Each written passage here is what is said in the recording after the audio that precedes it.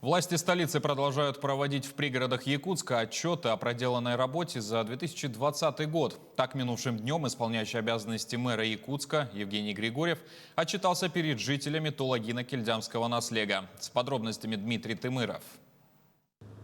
Тулагино-Кильдямский наслег является одним из ключевых и экономически значимых населенных пунктов на территории столицы. Ведь здесь сегодня расположен тепличный комплекс «Саюрий», который вносит свой экономический вклад в развитие города и его территорий. Отрадно то, что сбор урожая растет.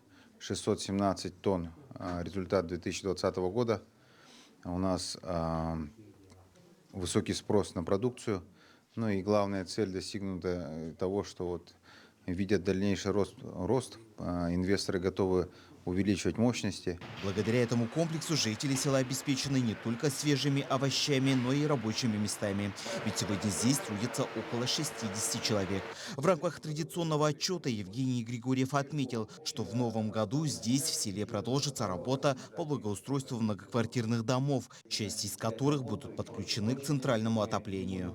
Сегодня поставлена задача рассчитать модульную котельную и подвод сетей водоснабжения и теплой воды к этим домам, чтобы восстановить благоустройство. Вместе с тем он отметил, что с 1 апреля дети из пригородных поселков начнут ездить бесплатно на общественном транспорте, что даст им посещать кружки, секции в столице региона. Учебный 2020-2021 год у нас очень трудный в связи с тем, что тренировки полностью у нас были запрещены, проходят в онлайн-режиме. Во-первых, когда наступили эти ограничения, было очень сложно, но с сентября, с осени народ привык, и, конечно, очень, в Инстаграме, в Зуме, очень, охват был большой. Здесь Евгений Григорьев поспешил обрадовать собравшихся, но и в целом жителей села. Так, агрокомплекс «Саюрий» в рамках своего генплана развития может посодействовать строительству на территории наслега спортивного зала. «Саюрий» сегодня показал свою стратегию развития мне. Они собираются становиться еще примерно в 2 раза больше, чем сейчас. Ну и мы должны поддержать этого производителя, чтобы Тулагино-Кильдямск дальше получил такого якорного производителя. И сегодня Егор Гаврилович на тренажерный зал их побудил.